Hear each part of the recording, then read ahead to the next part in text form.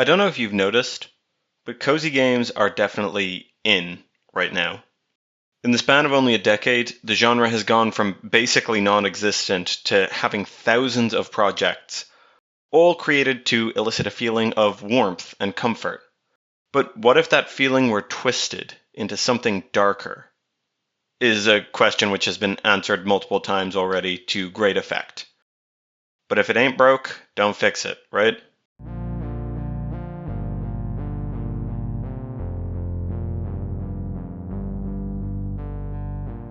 Skittering Pines is a game created by developer Lunid. It's currently only a demo, but from the half an hour I played of this game, both the quality of the project and the potential are pretty clear. You play as this little moth, who is, as we are told, an aspiring ghost hunter, and we've just arrived off the last bus headed straight for Skittering Pines.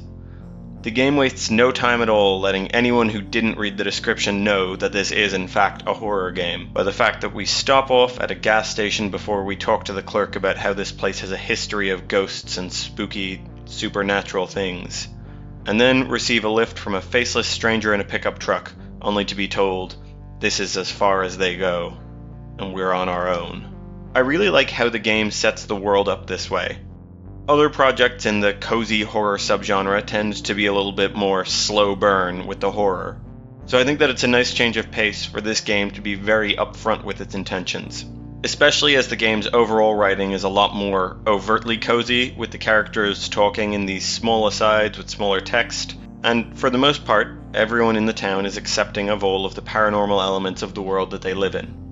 After coming across a camera in our motel room, this happens.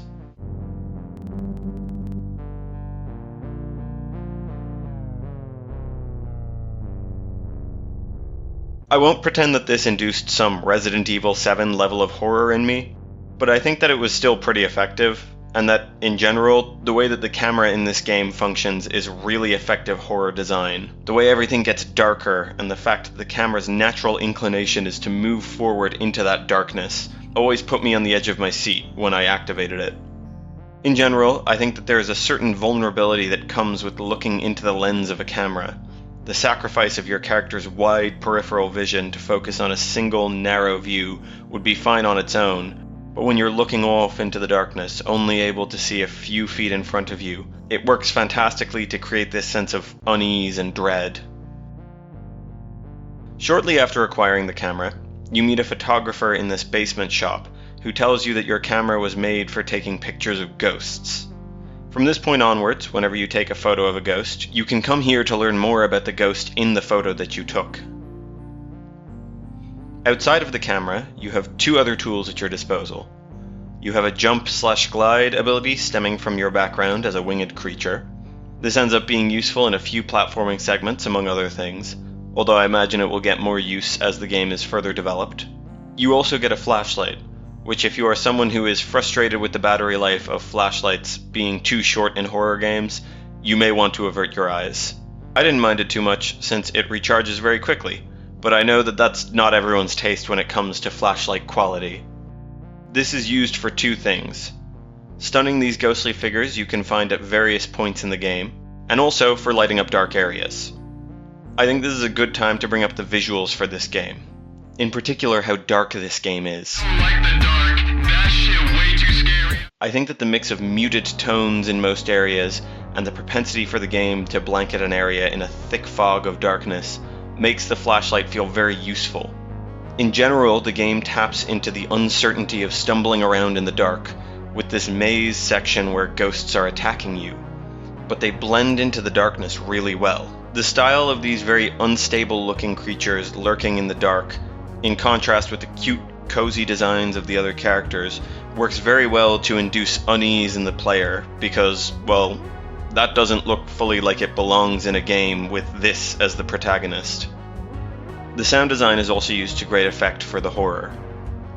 The music has this really comforting vibe to it, but the game can slow down or distort the music if it wants you to feel uncomfortable.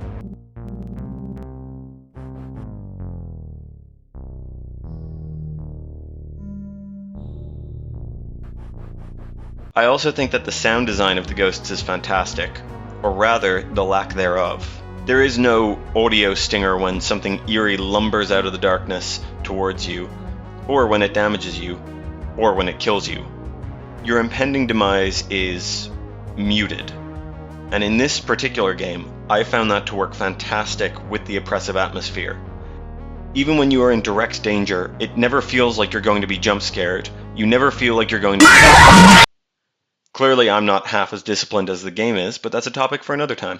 I've been avoiding explaining the plot or much of the order of events of this game thus far, partially because I want people to go play this project for themselves in support of the developer, but also because I think that there is much of it that was just out of my view in my playthrough.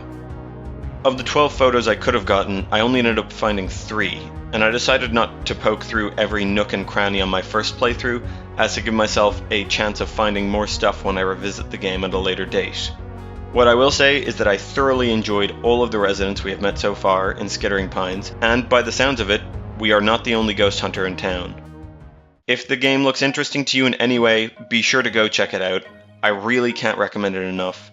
And if you enjoyed the video, be sure to subscribe. I'm always looking out for new free projects by itch.io creators to support. So if free stuff is up your alley, be sure to stick around. And if you have any thoughts about the game, be sure to leave a comment. Even if it's a super mean one telling me to die, I appreciate it nonetheless. Happy Friday.